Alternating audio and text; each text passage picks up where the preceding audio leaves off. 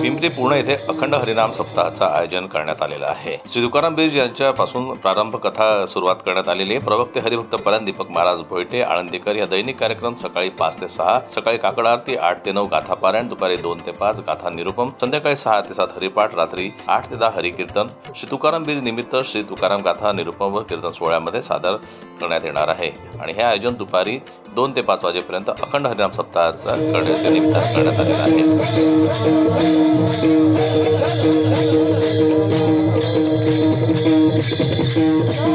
या कार्याचे प्रवक्ते हरिभक्त परायण दीपक महाराज भोयटे आळंदीकर असतील। हरिभक्त परायण श्याम महाराज चौबे यांच्या कीर्तनानं दैनिक कीर्तनाचा प्रारंभ होणार आहे। हरिभक्त परायण सुभाष महाराज बोबडे, हरिभक्त परायण सुभाष महाराज काळे, हरिभक्त परायण संजय महाराज अलोणे, हरिभक्त परायण श्रीकांत महाराज भुसकडे, हरिभक्त परायण दीपक महाराज भोयटे, हरिभक्त परायण भानुदास महाराज यांच्या दैनिक कीर्तनाचा लाभ यावेळी भाविकांना मिळणार आहे। त्याचप्रमाणे 22 मार्च रोजी पालखीची गाव परिक्रमा करण्यात येणार आहे। 23 मार्च रोजी हरिभक्त परायण नितीन महाराज खापरे यांचं काल्याचं कीर्तन आणि त्यानंतर महाप्रसादाचं वितरण करण्यात येणार आहे।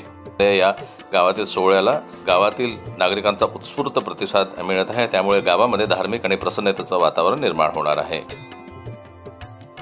जनमत लाईव्ह न्यूज करता मयूर खापरे यांची रिपोर्ट, चांदूर बाजारहून।